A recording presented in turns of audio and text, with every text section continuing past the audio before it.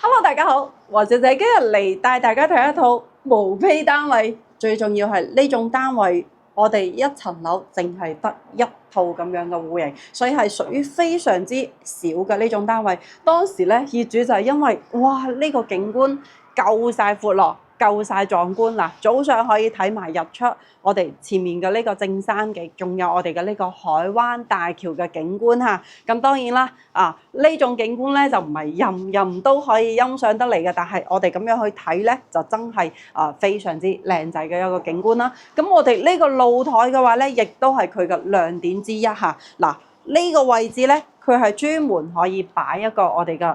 叫做係沙灘凳啦，或者你擺一個細嘅咖啡機、咖啡台喺呢度，睇住個日出，飲住個咖啡都完全冇問題嘅。跟住我哋成個東部灣嘅景觀，佢係可以盡收眼底嘅。嗱，我哋而家可以見到呢個遊艇碼頭啊，呢啲佢全部可以望齊晒嘅。我哋單層一樓嘅呢一個露台，佢嘅長度都已經去到咗8.6米啦，所以係非常非常之長嘅。仲要佢2層仲有一個露台。咁當然啦，我哋呢邊嘅話咧，佢係真正嘅複式單位。有啲業主嘅話咧，佢會將我哋現時呢個位置都搭翻出嚟嘅。咁就睇翻你自己覺得有冇必要嚇。因為你搭樓板嘅話咧，係一個唔少嘅成本嚟嘅。咁我哋成套單位咧，佢係一套199平方嘅複式單位。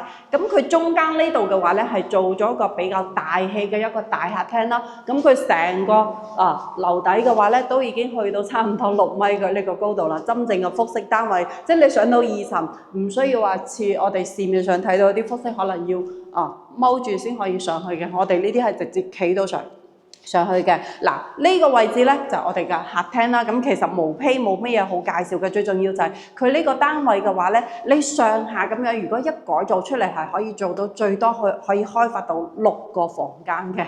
嗱，我哋先嚟睇睇入戶呢個位置，因為我哋呢個樓盤咧，核心海角1號咧，佢就只能夠用電，佢係唔可以用氣嘅，所以後期佢嘅呢個廚房啊，你睇下需唔需要做到咁大？咁但係現時嘅話咧，我哋嘅廚房擺喺呢個位置，跟住我哋餐廳嘅話咧都可以做埋喺呢個位置，即係我哋嘅廚房、餐廳有油煙嘅位置，全部都做咗喺呢度。嗱，其實我哋食飯嘅位置咧，佢都係依然可以望到我哋嘅呢個遊艇碼頭啊，我哋嘅海灘啊、海景啊，呢啲景觀全部都可以望到晒嘅。嗱，成個因為毛坯嘅話咧，佢嘅呢個想像空間就會比較多，改造空間可能性就會更加大嚇。譬如呢種樓梯，我哋現時都可以見到有啲業主嘅話咧，佢係直接喺裏邊改一個旋轉樓梯比較靚仔嘅。尤其是我哋有一個客就特別中意旋轉樓梯嗰個造型嚇。咁下邊嘅話咧，你如果有啲位置，我哋可以做翻個櫃拉直佢，跟住又可以有好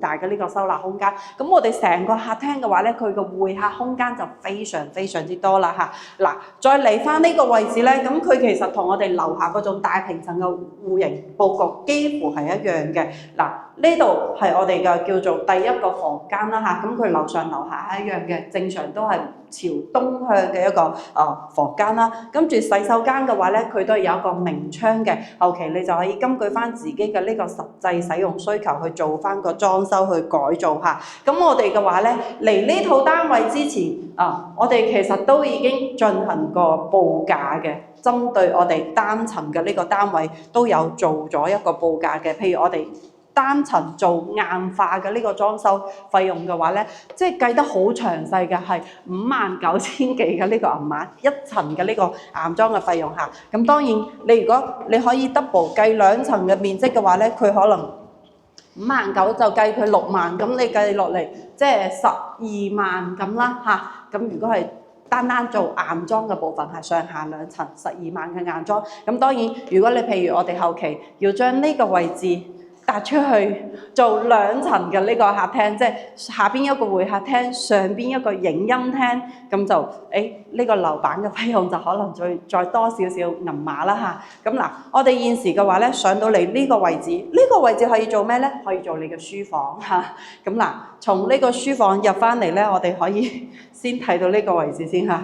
嗱，佢2層呢個房間咧，其實佢從樓下嗰個廚房嘅佈局差唔多，但係呢個房間嘅話咧，佢就相當於可以做一個套房啦，即係房間廁所或者你嘅一個小型嘅衣帽間都係完全冇問題嘅。現時嘅話咧就睇到我哋嘅第3個房間啦嚇。咁我哋再嚟嗱，由呢個書房或者後期你嘅呢個2樓嘅影音廳，再嚟翻呢個位置。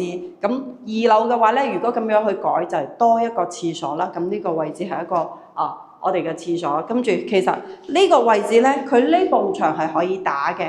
後期我哋可以將呢個房間嘅牆拍過嚟呢個位置，咁呢個房間咧就會大好多啦。嗱，咁我哋你譬如佢其實而家預留嘅呢個位置，呢埲牆都係比我哋大嘅，因為佢個窗台係去到嗰個位置嘅。每個房間佢都有非常之大嘅一個落地嘅飄窗。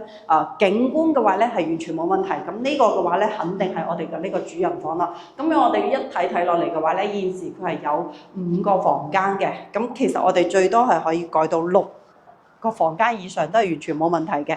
咁嗱，嚟翻2樓嘅呢個露台，2樓嘅露台嘅話咧就短些少啦，但係嘅話咧佢依然呢個弧度都係非常之靚仔嘅。呢個即係屬於你自己主人房嘅一個私屬嘅呢個露台空間啦。咁我哋成套單位咧，我哋就已經全部睇晒啦，景觀OK 嘅 ，very good， 跟住一線嘅海景，而且當時咧業主買翻嚟呢啲單位都係屬於改善型，因為199平方，仲要係望到我哋成個呢邊內海嘅呢個海景景觀。咁成套單位嘅話咧，我哋就已經全部睇齊晒啦。嗱，上下硬裝部分嘅話咧，如果係唔計樓板唔計啲異形嘅呢啲造型嘅話咧，咁我哋單層嘅硬裝部分費用計落嚟嘅話咧，2層 double 啦就12萬左右。咁你如果譬如我哋如果要搭埋樓板咁可能都係多1-2萬蚊以上啦，就睇翻你自己想點樣去改造。咁所以其實我哋呢套單位佢嘅硬裝部分大約係